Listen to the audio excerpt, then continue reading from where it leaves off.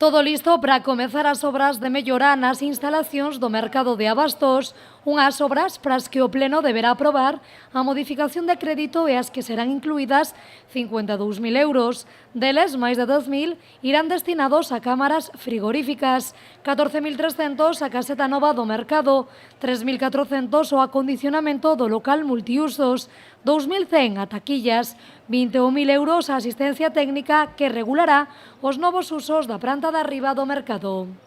Imos a puntuar a orixinalidade da proposta, vamos a puntuar o predominio do produto artesanal, ecolóxico, gourmet e a granel, aqueles produtos e postos que fomenten o consumo responsável, ao axeitamento público local e tamén primaremos propostas diferenciadas para o público infantil e, sobre todo, a diversificación das propostas. Nos creemos que en todas as tipoloxías de produtos solo debemos aceptar unha oferta e, por suposto, aquelas que redunden na alimentación. Na actualidade xa se pechou o prazo para a presentación de ofertas destinadas á reforma máis grande da praza, unha reforma que contará cun investimento de 200.000 euros e a que se presentaron 14 empresas.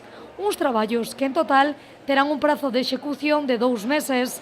Serán as praceiras as que, de algún modo, fixen a data de comezo destas obras.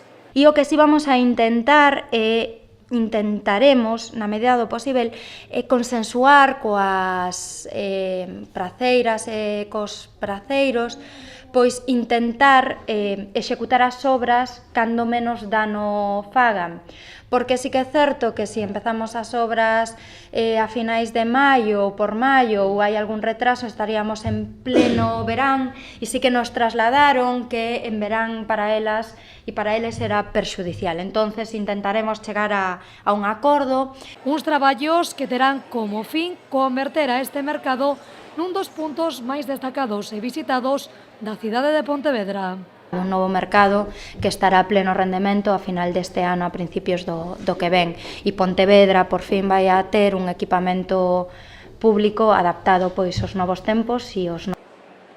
Un mercado que dende o Concello agardan que estea a pleno rendemento entre finais deste 2018 e comezos do 2019.